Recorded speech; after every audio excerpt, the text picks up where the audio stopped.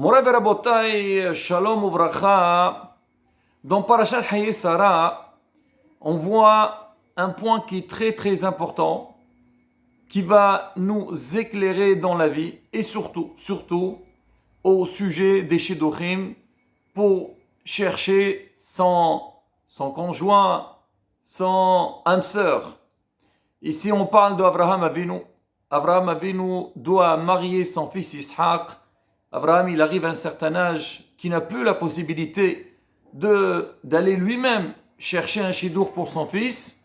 Mais Baruch Hashem, il avait son serviteur Eliezer, qui était quelqu'un de confiance, d'Amesach Eliezer, Hamoshel Bechol Asherlo. Il avait tout ce qu'il possédait, à qui il avait une confiance totale. Mais pour ce choix donc de mariage, la femme de Ishaq, Avraham Avinu, il était obligé de passer donc par des conditions vis-à-vis de son serviteur. Mais on va essayer de voir un peu la procédure qu'il a utilisée Eliezer, et on va comprendre pourquoi. Et à travers ces démarches, on va avoir une lumière vraiment pour tout jeune garçon ou jeune fille qui cherche à se marier et procéder à la sorte. Alors, il faut savoir une chose déjà, que Eliezer, il avait une fille. Et lui, il a toujours rêvé, espéré que sa fille se marie avec Ishaq. Ishaq, il le connaît très bien. Ishaq, c'était pas n'importe qui. Et même la fille de Eliezer, c'était pas n'importe qui non plus. Alors, si Eliezer, c'était le talmid, l'élève d'Abraham Avinu, bien évidemment que sa fille aussi, elle a une éducation donc convenable, adéquate. Mais Eliezer, il savait, ou même Abraham, il lui a fait signe que Ishaq ne peut pas se marier avec sa fille. Pourquoi? Parce que Eliezer, c'est un descendant de Canaan. Abraham Avinu, Canaan, il a été maudit par Noah. Alors, Ham, le fils de Noah, donc Canaan descend de lui. Et Abraham Avinu, il vient, donc il est Baruch. Canaan, il est maudit. Abraham Avinu, il dit à Eliezer, En arur mithaber bebaruch, le maudit ne peut pas se coller avec le béni et vice versa. Abraham Avinu, donc il dit à Eliezer, voilà, moi je veux que tu cherches une fille, donc de ma famille, pour mon fils Ishaq.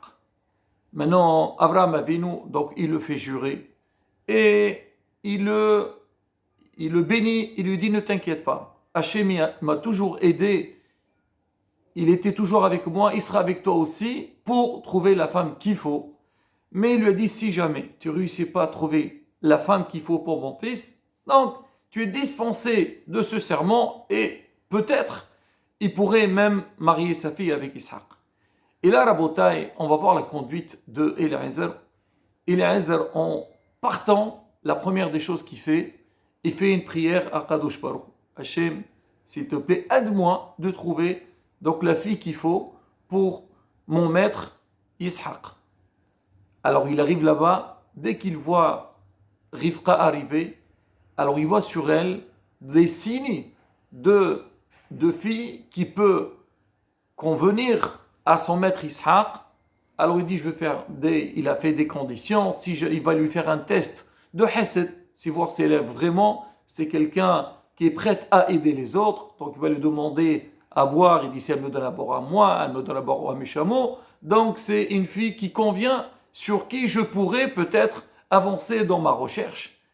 Alors il fait le test à Rivka, Rivka, elle fait exactement ce qu'il pensait, et sur le champ, il lui donne des bracelets, des bijoux, comme quoi pour dire, tu sais, toi, certainement tu vas être la femme de mon maître. Après il lui pose la question, il lui dit de quelle famille tu es. Elle lui dit je suis de la famille de Bethuel. Donc il a compris, c'était la famille d'Abraham Avinu. Il arrive sur place, alors elle le présente à sa famille. Et la famille lui dit écoute, mange. Après on parle, donc parce qu'il lui aura expliqué qu'il est là pour chercher une femme à son maître Ishaq. Il dit bon écoute, mange. Après on parle. Il dit non. Moi, je ne peux pas manger tout le temps qu'on n'a pas discuté. Et on essaie de voir ensemble si ce shidduch pourrait aller ou pas. Et ils ont discuté. À la fin, il a vu que ça marche très bien. Et à la fin, quand ils ont conclu qu'on pourrait faire ce mariage. Alors il dit qu'il faut que je parte tout de suite, je rentre chez mon maître Abraham. Ils disent, mais attends, laisse la fille un petit peu, quelques jours, il y a même Mu'assar, après elle rentre. Ça se fait pas comme ça, tu arraches la fille de sa famille. Il dit, non, non, non, je ne peux pas, je suis obligé de partir. Alors on dit, pourquoi Eliezer a fait toutes ces démarches-là? C'était un petit peu étonnant. Déjà, ton maître Abraham, donc il parlait directement avec Akadosh Baruch Hu, il t'a béni. Normalement, tu n'as pas besoin de toi, qu'est-ce que tu fais des efforts à faire encore des filotes? Il fait quand même des filotes. Il voit la fille, elle voit qu'elle convient, tout de suite, il lui met les bracelets dans ses mains. Mais attends, déjà, cherche sa famille et tout. Non, non, il avance. La famille lui propose à manger, non, il ne veut pas manger. Il veut discuter, après il mange. On lui dit, attends un petit peu. Et après, tu pars du non, non, je pars tout de suite. Pourquoi il a fait ça? Parce qu'il est un Ezer. Dans sa tête, toujours, il y avait donc ces doutes-là. Est-ce que je pourrais marier Isaac avec ma fille ou pas? Quelque part, il avait une possibilité de boycotter le chidour de Isaac. Et à la fin, il revient chez Abraham, il dit, écoute, Abraham, je suis parti, j'ai cherché, je n'ai pas trouvé.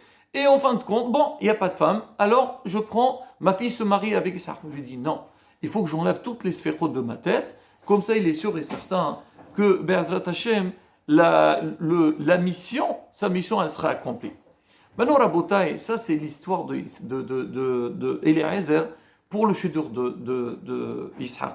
Maintenant, on va essayer de voir nous-mêmes aujourd'hui, à travers ces démarches-là, est-ce que chaque jeune garçon ou jeune fille qui cherche à se marier, elle a besoin de procéder et prendre les mêmes démarches que Eliezer. Alors c'est vrai, aujourd'hui, si on parle à un garçon et une fille, surtout malheureusement, aujourd'hui on voit qui ça traîne des fois, même s'ils trouvent un chute, non, attends un petit peu, ça traîne et tout et tout. Et des fois, beaucoup de fois, on trouve donc le chef-d'œuvre qu'il faut, et quand même, on passe à côté pour des fois des bêtises. Alors il vient, il a raison de dire, regardez, vous voulez réussir un chef-d'œuvre, la première des choses, il était avec Abraham Avinu. Il faut prendre conseil des grands. Bien sûr, la première des choses, les parents, ou bien en dehors de ça, peut-être des fois les parents, ils te disent, écoute, certains détails, peut-être, il faut voir un rab. Consulter quelqu'un qui peut nous éclairer dans la vie. Il peut nous donner des bons conseils.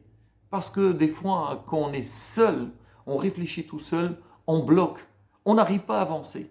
Mais quand on a quelqu'un, déjà quelqu'un de confiance, les parents, ils cherchent que le bien de leurs enfants. Alors des fois, dans certains points, on a un désaccord, peut-être par rapport à certains points. On peut consulter un rab, mais un rab à qui on fait confiance. Quelqu'un aussi de qualité. Pas parce qu'il est rab, non, qui comprend dans ce domaine-là. Ça, c'est la première des choses. Bien sûr, les parents, ils vont faire des tfilotes pour leurs enfants, pour que leur mariage, Bezat Hashem, il aboutit. Bien sûr, si on va voir un rab, il va faire une bracha pour que tout fonctionne et avance, Bezat Hashem. Mais il ne faut pas s'arrêter sur ça. Il faut aussi sa propre bracha. Des tfilotes tous les jours. Voilà, tu as dit, il y a une mission qui s'appelle Piria Verivia. Je cherche à me marier. Aide-moi de trouver ce qu'il faut. Ça, c'est la première des choses. Donc ça, il est Ezra, il avance. On parle d'Ezra qui a les sphérot, il a les dos dans sa tête. Nous, on est dans la même position que l'Ezra. Alors, quand on commence à chercher, alors il a fait des conditions. Quel genre de fille il faut pour Isaac? Il faut qu'elle soit une fille qui fait du hesed, qui aide, qui est prête à faire des efforts. Et bien sûr, il y a d'autres conditions, comme il est écrit, elle était avec tsni'out. C'est que fait attention à la pudeur, c'est très important la bataille. La pudeur, c'est la base d'un foyer juif. On ne parle pas seulement des halachot, même la manière de s'habiller. Un bon exemple pour les enfants. Alors quand il a trouvé chez Rifra les points qu'il cherchait, tout de suite, il n'a pas dit, non, on attend, on va voir peut-être une autre fille qui vient. Tu as une belle opportunité. C'est dommage. Pourquoi tu la perds? Vas-y, avance. Alors qu'est-ce qu'il fait, lui? Il dit pas, bon, on va parler après, sur le champ. Allez, on va mettre les bracelets dans la main pour dire que quoi? Ça commence à être sérieux. Mais il ne faut pas être aveuglé et dire, voilà, maintenant, j'ai trouvé ce qu'il faut et on attaque. On part voir les parents, donc on va commencer à discuter. Les parents ils disent, viens manger. Malheureusement, on voit beaucoup des fois des garçons et filles qui se connaissent et ils pensent que ça pourrait aller ensemble. Ils passent leur temps, ils perdent leur temps. voilà, on sort pour manger, on va discuter, ceci, cela. Tout ça, Rabotai, c'est des détails. Si on va sortir ensemble pour manger, c'est pour discuter et avancer. Bien sûr, je ne veux pas s'étouffer, mais en tous les cas, c'est pas le moment au plaisir et la détente.